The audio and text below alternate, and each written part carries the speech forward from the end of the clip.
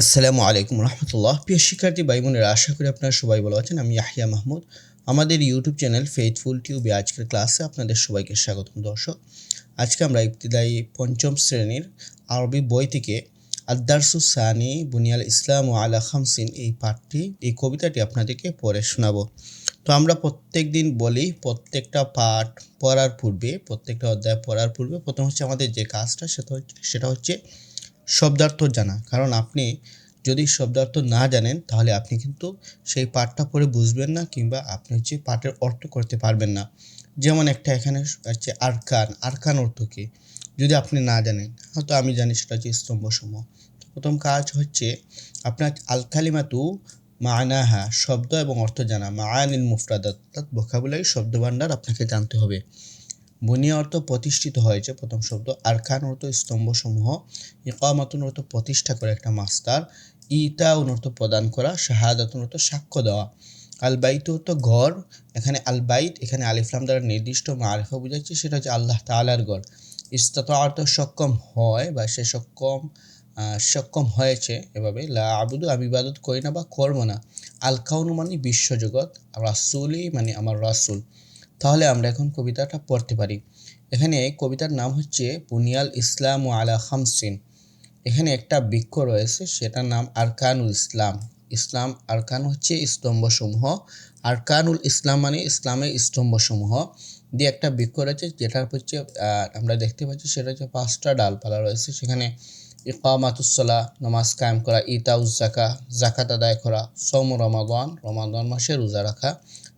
হাজ্জুল বাইত, হজ করা।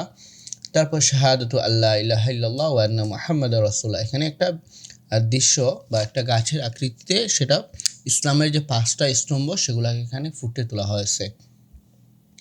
তাহলে আমরা কবিতাটা পড়তে পারি। সেটা হচ্ছে আরকানুল ইসলাম, এটি ইসলামের স্তম্ভসমূহ। বুনিয়াল ইসলাম আলা খামসিন, খামসাতি আরকানিন ফিদ্দিন, সাওমুন ওয়া সালাতুন ওয়া যাকাতুন, হাজ্জুন ওয়া শাহাদাতানি। আমরা যদি একটু অর্থ করি, বুনিয়াল ইসলামও, বুনিয়া অর্থ প্রতিষ্ঠিত হয়েছে। ইসলাম প্রতিষ্ঠিত হয়েছে 5টি জিনিসের উপর। খামসাতি আরকানিন ফিদ্দিন, যে 5টি স্তম্ভসমূহ, দিনের ক্ষেত্রে 5টি স্তম্ভসমূহ রয়েছে, 5টি রুকুন রয়েছে।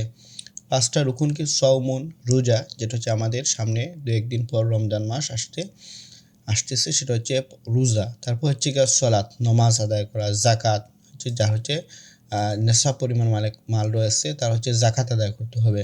তারপর হজ হচ্ছে হজ আদায় করা। শাহাদাতানি, দুটি সাক্ষ্য দেওয়া, দুটা সাক্ষ্য কি?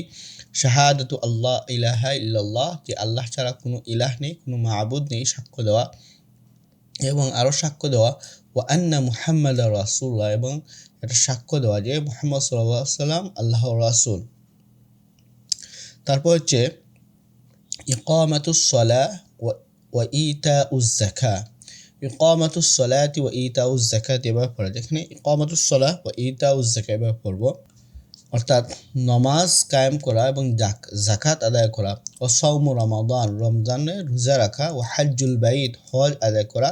কারা হজ আদায় করবে? মানিস্তাতা ইলাইহি সাবিলা, যে হজ করতে সক্ষম, অর্থাৎ যে সক্ষম। ইলাইহি, হজের দিকে। সাবিলা অর্থাৎ পথ অনুসরণ করতে সক্ষম। এখানে তার অনুবাদ হবে, সেটা হচ্ছে যে সব হজ করতে সক্ষম তারপর হজ আদায় করা। তারপর আবার দেওয়া রয়েছে শাহাদাতু আল্লাহ ইলাহা ইল্লাল্লাহ ওয়া আন্না মুহাম্মাদুর রাসূলুল্লাহ। সেই পূর্বের লাইনটি এখানে রিপিট হয়েছে, যে এটা সাক্ষ্য দেওয়া আল্লাহ তাআলা কোনো ইলাহ নেই এবং মুহাম্মদ সাল্লাল্লাহু আলাইহি ওয়াসাল্লাম আল্লাহর রাসূল, এটা সাক্ষ্য দেওয়া।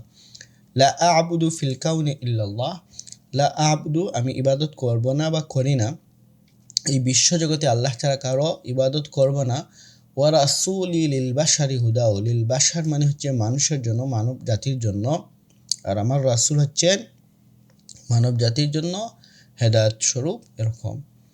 তাহলে আমরা শব্দার্থ পড়লাম এবং কবিতা পড়লাম। আমরা নেক্সট ক্লাসে আমরা তাদরিবাত অনুশীলনগুলো পড়বো ইনশাআল্লাহ।